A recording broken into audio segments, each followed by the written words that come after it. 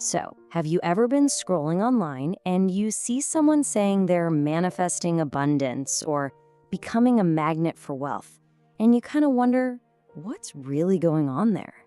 Well, today we're going to go under the hood. We are going to deconstruct the exact formula, the language, the themes, and the psychology that turns a simple phrase into a powerful wealth affirmation. It often starts with a huge declaration, something that signals a whole new chapter. Like this one: I am stepping into my millionaire era. And then it quickly shifts into the language of attraction. Suddenly, it's not about working for it, it's about drawing it in. I am a magnet for financial miracles. And it all comes together with this bedrock statement of self-worth. I am worthy of massive financial success. Now, these are wealth affirmations, right? But it turns out they are not random at all. They follow this surprisingly precise formula. So let's break down exactly how they're built and what they're really designed to do to your mindset. All right, at the absolute core of every single one of these statements is one powerful two-word engine: I am. And this isn't just a simple starting phrase. Nope. It's the entire foundation of the whole technique. So, what even is an affirmation, really? Well, simply put, it's a positive statement that you say as if it's already a fact.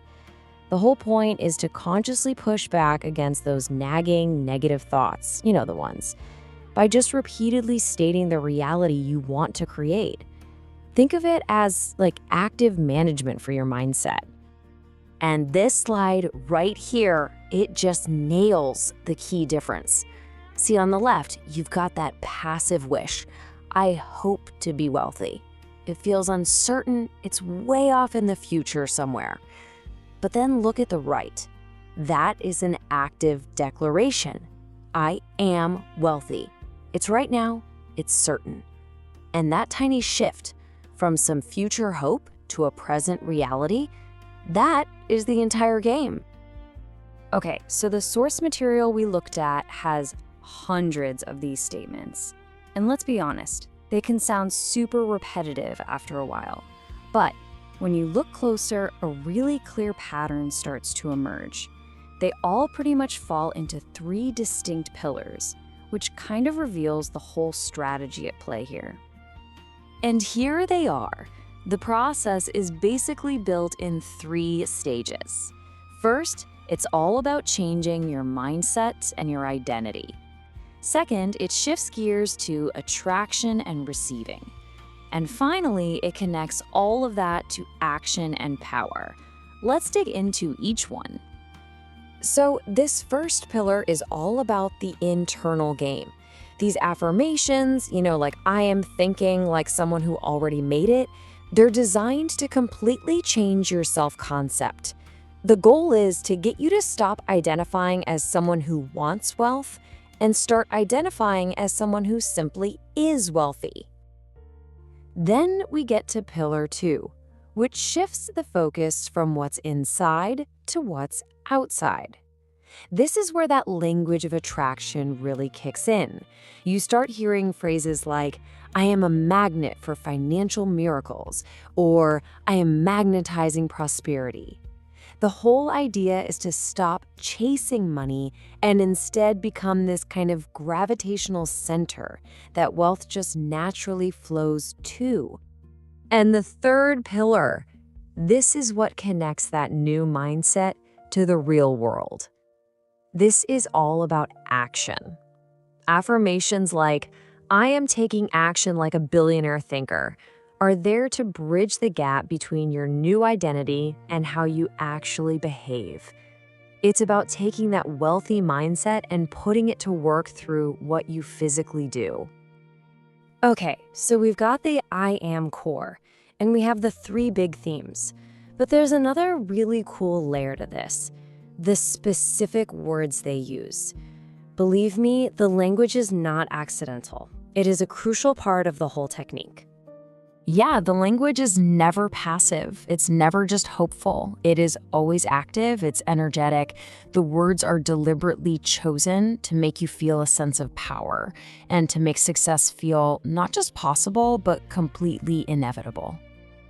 And this brings us to what we could call the power words. You see words like magnetizing and aligning, words that suggest progress and motion, elevating, unstoppable. These aren't words of waiting around. They are words of doing. They imply that you are an active, powerful participant in creating your own wealth. Now for the final piece of the puzzle. And honestly, this might be the most important one. It's something much simpler than you'd think. Sheer, overwhelming repetition. In the source material we analyzed, there are over 200 of these I am statements. I mean, think about that. 200. And that is not an accident. The sheer quantity itself is a part of the method. The idea is to create this constant stream of reinforcement that leaves very little room for doubt or for that old programming to creep back in. And this really gets to the core of the strategy. From the perspective of people who use this, it's not just chanting phrases. It's a form of mental reprogramming. The goal is to literally overwrite those old, limiting beliefs about money.